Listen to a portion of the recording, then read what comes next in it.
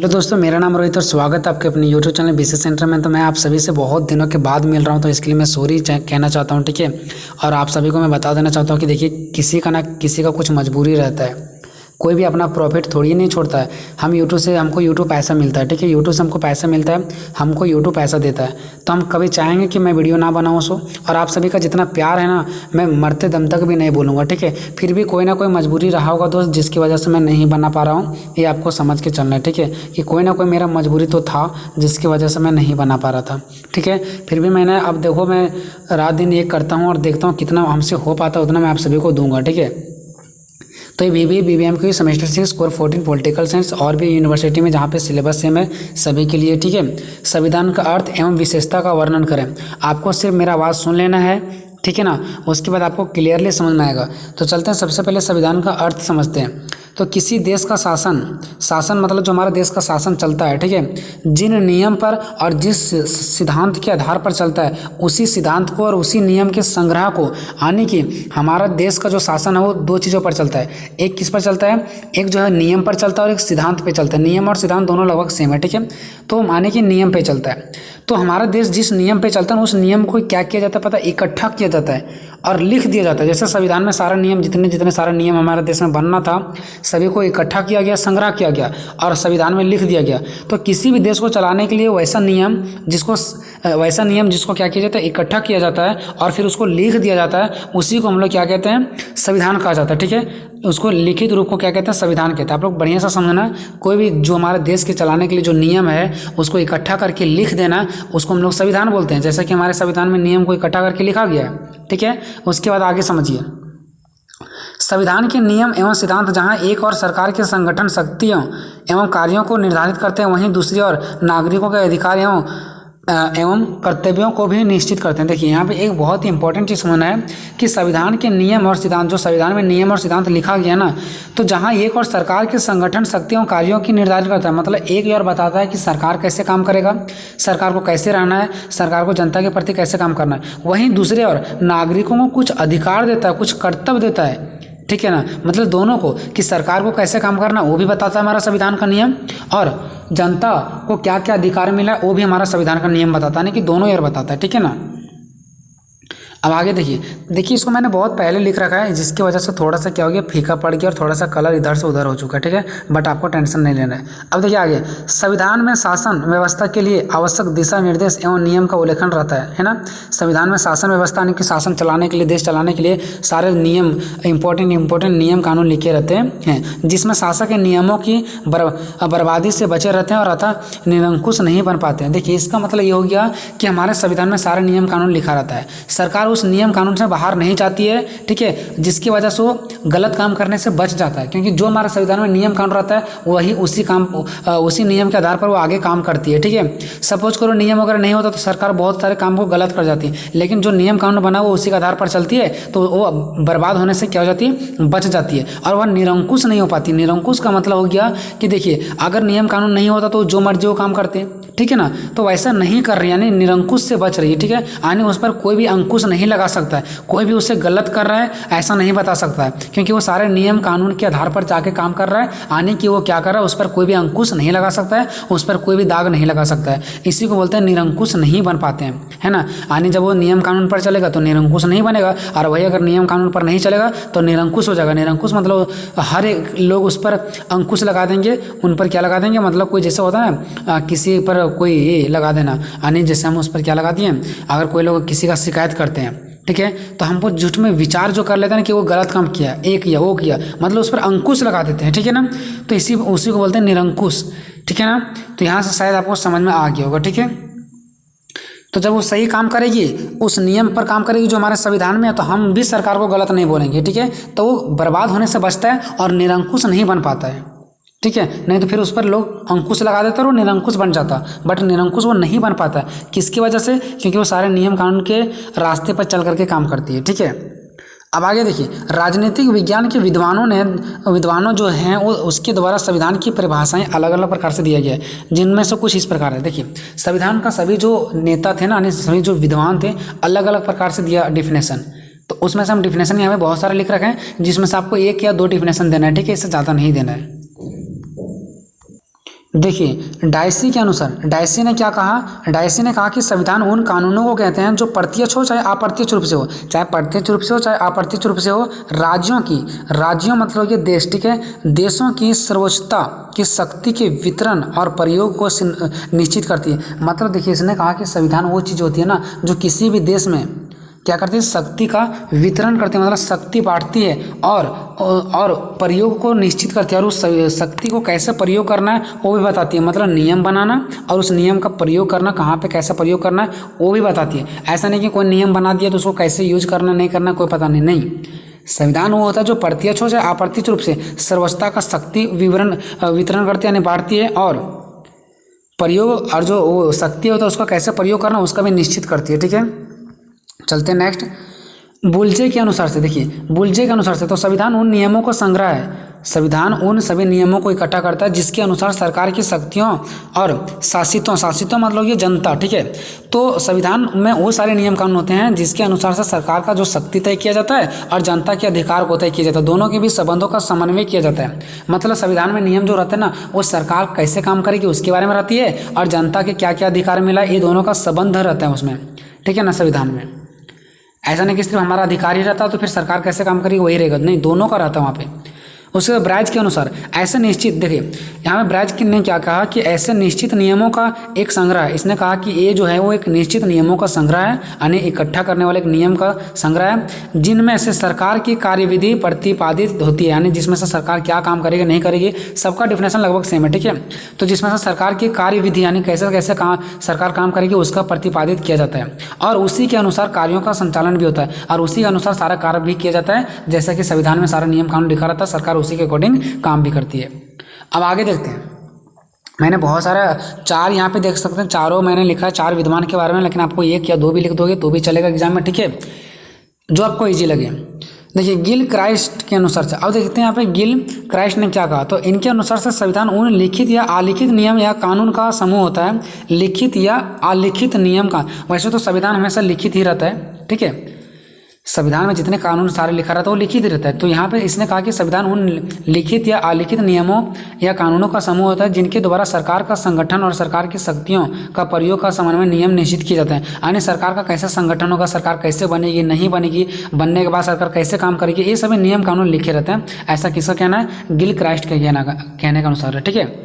अब आगे देखते हैं, उपयुक्त विद्वानों द्वारा, यानी उपयुक्त जैसे कि मैंने 4 विद्वान के बारे में बताया आपको, तो इस चारों विद्वानों द्वारा संविधान शब्द की जो परिभाषा की गई है उनसे यह बात तो स्पष्ट हो जाती है कि किसी भी राज्य मतलब देश, किसी भी देश की संविधान द्वारा प्रमुख रूप से 3 बात निश्चित की जाती है। देखिए मतलब जितने भी सारे 4 विद्वान जो दिए हैं ना ये आदि इसकी संविधान क्या है, इसका डिफिनेशन, इससे यहाँ पे कुछ बात स्पष्ट हो जाता है। क्या बात होता है सो देखिए, पहला कि व्यक्ति का पारस्परिक संबंध, यानी कि व्यक्ति का व्यक्ति से क्या हो जाएगा, पारस्परिक संबंध हो जाएगा। ये भी बात पता चलता है कि जब संविधान में सारा नियम कानून बना रहेगा उसी के अकॉर्डिंग चलेंगे तो व्यक्ति का व्यक्ति से संबंध हो जाएगा, यानी दोस्ती बढ़ जाएगा।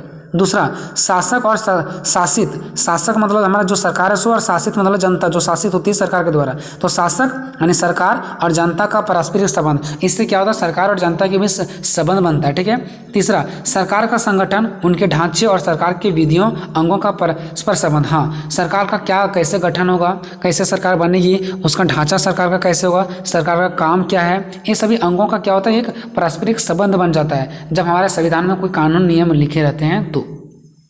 और संविधान की वजह से हम लोग आज मिल करके हैं, नहीं तो कोई भी लड़ाई करता उसे कानून रोक नहीं पाती, फिर हमारा बीच दोस्ती भी नहीं बढ़ता। हम लोग डर की वजह से भी कुछ एक दूसरे से दोस्ती करते हैं ताकि लड़ाई झगड़ा ना हो, ठीक है। आगे चलते हैं, संविधान की विशेषताएं। अब आते हैं संविधान की विशेषताएं, ठीक है। तो एक अच्छे संविधान के लक्ष्य या विशेषताएं, ऐसे भी क्वेश्चन दे सकता है कि एक, हाँ क्वेश्चन यहाँ से चेंज कर सकता है, यहाँ पे सबसे इंपॉर्टेंट बात है, क्वेश्चन दे सकता है एक अच्छे संविधान के लक्षण या विशेषताओं का वर्णन करना, तो भी आपको यहीं से आंसर डालना है, ठीक है।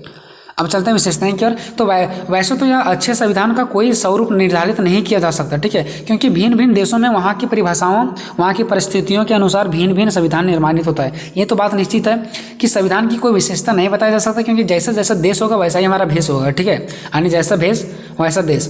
तो हर देशों में अलग अलग संविधान का विशेषताएं हो सकती है, ठीक है। प्रत्येक संविधान में कुछ विशेषताएं आवश्यक होनी चाहिए, और हाँ अलग अलग विशेषता होगा वो बात ठीक है, अलग अलग विशेषताएं होगा वो ठीक है, जैसा वहाँ के लोग होंगे वैसा ही वहाँ का विशेषता होगा, लेकिन सभी देश में कुछ ना कुछ विशेषता होनी ही चाहिए।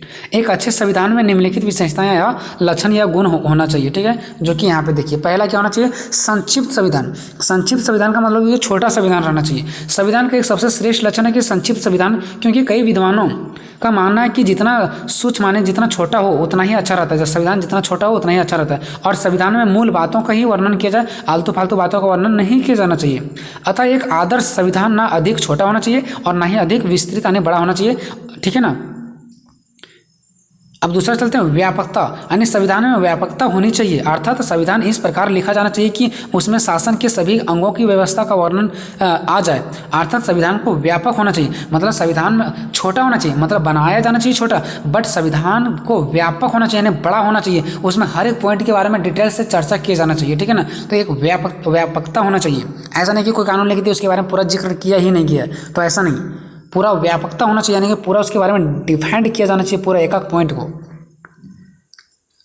तीसरा, स्थानीय परिस्थितियों के अनुकूल। हाँ, संविधान हमेशा कैसा बनना चाहिए? जैसा वहाँ का स्थानीय लोग है, जैसा वहाँ के लोग है उसी के अनुकूल बनाया जाना चाहिए, स्थानीय लोगों के अनुकूल के ही अनुसार से बनाया जाना चाहिए संविधान, ठीक है। तो कोई भी संविधान तभी अच्छा माना जाता है जब वहाँ उस देश की परिस्थितियों के अनुकूल हो। कोई संविधान एक देश में सफल हो सकता है, किंतु यदि उसी संविधान को दूसरी परिस्थितियों वाले देश में लागू किया जाता है तो यह जरूरी नहीं है कि वह उस देश में भी सफल हो जाएगा। हाँ, क्योंकि अगर हमारे देश में लोग ऐसे रहते हैं तो हम लोग, हमारा संविधान भी हमारे अकॉर्डिंग है, बट वही हम चाहेंगे कि हमारा संविधान अमेरिका में चले, तो ऐसा नहीं चल सकता है, क्योंकि अमेरिका के लोगों के अनुसार से वहाँ का संविधान बना गया है, ठीक है। हमारे यहाँ के अनुसार से हमारा संविधान बना गया है, तो हम चाहेंगे हमारा संविधान वहाँ जाकर काम करे और उसका संविधान यहाँ आके काम करे, तो ये इम्पॉसिबल है, ठीक है।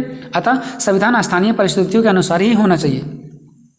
नेक्स्ट है सरल और सुस्पष्टता, यानी एक आदर्श संविधान सरल और सुस्पष्टता होना चाहिए ताकि आम जनता उसे सरलता से समझ सके और वकीलों पर निर्भर ना रहना पड़े। देखिए, बहुत सारे लोग होते हैं कि अपना नियम कानून को नहीं समझते, जिसकी वजह से वकीलों के पास जाना पड़ता है, उससे राय लेना पड़ता है कि हमें इस केस को लड़ने के लिए, ऐसे काम करने के लिए क्या क्या करना पड़ेगा। वही अगर हम नियम कानून हमारे देश में संविधान में अच्छे ढंग से लिखा रहता, एक अनपढ़ से अनपढ़ व्यक्ति भी समझता, तो हाँ शायद हम वकीलों के पास नहीं जाते, ठीक है। तो वही बोल रहे, एक अच्छे संविधान तभी हो सकता है जब उसमें बहुत अच्छे तरीक़ा से लिखा रहो, एक सिंपल लैंग्वेज में लिखा रहे, ताकि उस नियम कानून को सारे लोग पढ़ सके और समझ सके कि हमें अधिकार क्या मिला है।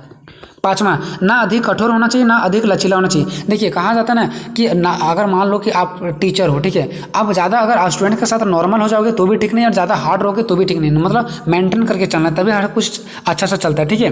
तो संविधान ना तो अधिक कठोर होना चाहिए और ना ही अधिक लचीला। लचीला मतलब होता है ना नॉर्मल, नहीं होना चाहिए। यह ऐसा होना चाहिए कि इसे अत्यंत आवश्यकता होने पर ही संशोधित किया जा सके। देखिए, अब मान लो संविधान का कोई वैल्यू नहीं है, ना तो कठोर है ना तो लचीला है। मान लो कि कठोर है और न लचीला, मतलब ऐसे है, मतलब जैसे बोलते हैं ना गेरुआ, वैसे है, तो कभी भी उसमें नियम लाया जाएगा, कभी भी हटा दिया जाएगा, तो फिर संविधान में कोई मतलब नहीं रहेगा।